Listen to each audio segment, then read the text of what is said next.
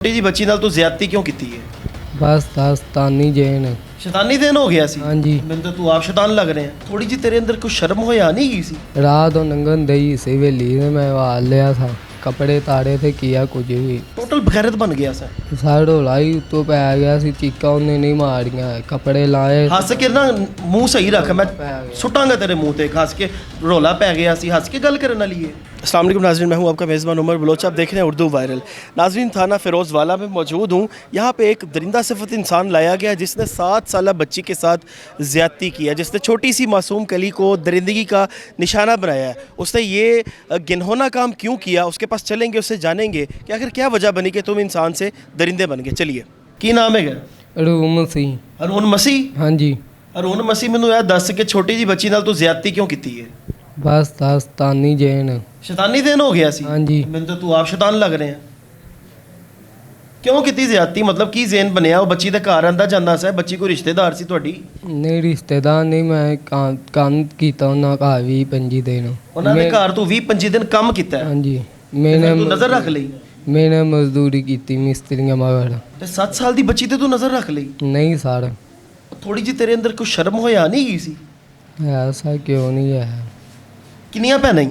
3। 3। ਸਾਰੀਆਂ ਦੀ ਸ਼ਾਦੀ ਹੋਈ ਹੈ? नहीं, एक दी शादी हुई, एक दी करनी ਕੋਈ 10। ਤੇਰੀ ਭੈਣਾਂ ਤੇ ਐਸੀ ਨਜ਼ਰ ਰੱਖੇ ਤੇ ਅੱਲਾ ਨਾ ਕਰੇ ਤੇਰੀ ਭੈਣਾਂ ਦੇ ਨਾਲ ਕੋਈ ਜ਼ਿਆਦਤੀ ਕਰੇ, ਕੀ ਕਰੇਗਾ? ਵੱਢ ਦੇਗਾ ਉਹਨੂੰ ਨਾ? हाँ जी। ਮਾਰ ਦੇਗਾ ਨਾ ਕਿ ਮੇਰੀ ਭੈਣ ਨਾਲ ਜ਼ਿਆਦਤੀ ਹੋ ਗਈ ਹੈ? नहीं, ਕਿ ਉਹ ਕਿਸੇ ਦੀ ਭੈਣ ਨਹੀਂ ਗਈ ਸੀ? ऐसा क्यों। ਛੋਟੀ ਜੀ ਬੱਚੀ 7 ਸਾਲ ਦੀ। ਮੈਨੂੰ ਦੱਸ ਕਿਸ ਤਰ੍ਹਾਂ ਸ਼ੈਤਾਨੀ ਜ਼ਹਿਨ ਆਇਆ, ਕੀ ਕੀਤਾ ਤੂੰ, ਕਿਸ ਤਰ੍ਹਾਂ ਉਹਨੂੰ ਕਿੱਥੇ ਲੈ ਕੇ ਗਿਆ? मैं ऐसा काम तो रोटी खान आया था, रात और नंगन दई से वेली ने मैं वाल लिया था, कपड़े तारे थे, किया कुछ भी। ਕੀਆ ਕੁਝ ਨਹੀਂ ਤੇ ਖੂਨ ਕਿਧਰੋਂ ਆਇਆ? सर जो मर्जी कर जाए, किता ही कुछ भी नहीं दे। ਤੂੰ ਤੈਨੂੰ ਸ਼ਰਮ ਨਹੀਂ ਆਉਂਦੀ ਹੈ? ਸਾਰੇ ਆਪਣੇ ਬਿਆਨਾਂ 'ਚ ਤੂੰ ਕਹਿ ਰਿਹਾ ਜੀ ਮੈਂ ਕੀਤੀ ਹੈ ਜ਼ਿਆਦਤੀ, ਖੂਨ ਆਇਆ, ਮੈਡੀਕਲ 'ਚ ਪ੍ਰੂਵ ਹੋ ਗਿਆ, ਹੁਣ ਤੂੰ ਕਹਿ ਰਿਹਾ ਮੈਂ ਕੀਤਾ ਕੁਝ ਨਹੀਂ। किता ही कुछ भी नहीं सर। ਤਾਂ ਕਿਧਰੋਂ ਆਇਆ ਖੂਨ? ਉਹਦੇ ਕੱਪੜਿਆਂ ਤੇ ਖੂਨ ਕਿੰਜ ਲੱਗਾ ਦੱਸ ਮੈਨੂੰ। ਕੁੱਟਿਆ ਹੀ ਉਹਨੂੰ, ਮਾਰਿਆ ਸੀ, ਕੋਈ ਬਲੇਡ ਮਾਰਿਆ नहीं ਸੀ? सर, ਫਿਰ कोई शह नहीं मारी। ਜ਼ਿਆਦਤੀ ਕੀਤੀ ਉਹ ਤੇ ਖੂਨ ਨਿਕਲਿਆ ਨਾ।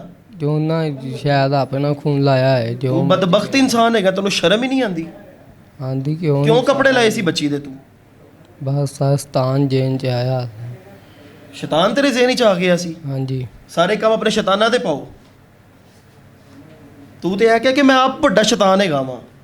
नहीं सर, मैं ਘਰ ਉਹਨਾਂ ਦੇ ਮਜ਼ਦੂਰੀ ਕਰਦਾ ਰਿਹਾ ਤੇ ਉਸ ਤੋਂ ਬਾਅਦ ਤੁਸੀਂ ਉਸੇ ਕੁੜੀ ਨੂੰ ਚੁੱਕ ਕੇ ਲੈ ਕੇ ਜਾ ਕੇ ਜ਼ਿਆਦਤੀ ਕਰਤੀ ਹੋ। नहीं सर, जास्ती की को नहीं, मैं कोई कपड़े बाहर लाए तो रोला। ਕਿਉਂ ਕੱਪੜੇ ਲਾਏ? ਤੂੰ ਕੌਣ ਹੁੰਦਾ ਕੱਪੜੇ ਲਾਣ ਵਾਲਾ? ਕਿਉਂ, ਕਿਸ ਹੱਕ ਨਾਲ? तो रोला पै सस्तान जैन च ਤੇਰੇ आया। ਘਰ ਵਾਲੇ ਦੇ ਤੇਰੀ ਭੈਣਾਂ ਦੇ ਕੋਈ ਕੱਪੜੇ ਲਾਏ ਤੇ ਬਰਦਾਸ਼ਤ ਕਰੇਗਾ? नहीं सर, ਤੇ ਫਿਰ ਕਿਸੇ ਦੀ ਭੈਣ ਦੇ ਕਿਉਂ ਕੱਪੜੇ ਲਾਈ? बहुत गलती होगी सर। ਜ਼ਰਾ ਸੀ ਕੋਈ ਸ਼ਰਮ, ਕੋਈ ਹਯਾ ਹੈਗੀ ਤੇਰੇ ਅੰਦਰ? ਕੋਈ ਸ਼ਰਮਿੰਦਗੀ ਹੈਗੀ? है क्यों नहीं सर। ਤੂੰ ਤੇ ਹੱਸ ਰਿਹਾ, ਹਰ ਇੰਟਰਵਿਊ 'ਚ ਹੱਸ ਰਿਹਾ। सर ढीठ बन के हंस रहे हैं। सर ਕੀ ਕਹੇਗਾ ਆਪਣੇ ਵਰਗੇ ਸ਼ੈਤਾਨਾਂ ਨੂੰ? कुछ ही नहीं सर। ਕੁਝ ਨਹੀਂ ਕਹੇਗਾ ਕਿ ਕਰਦੇ ਰਹੋ ਜੋ ਕਹਿਣਾ। नहीं, ਇਹੋ ਕਾਂਗਾ ਨਾ ਆਇਆ ਕਰੋ। ਜਿੰਦੀ ਨਾਲ ਜ਼ਿਆਦਤੀ ਕੀਤੀ ਉਹਦੀ ਉਮਰ ਕਿੰਨੀ ਹੈਗੀ ਹੈ?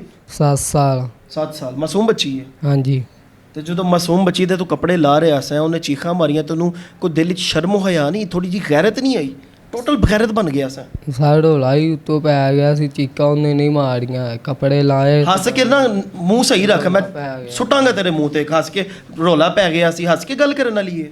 ਸਰ ਮੈਂ ਹੱਸਣ ਕਿਦੋਂ ਦੇ, ਮੈਂ ਬੋਲਣਾ ਇੰਜਾ ਸਰ, ਭਲਾ ਗੁੱਸਾ ਕਰੋ, भला गिला करो। बोलदा इंजा।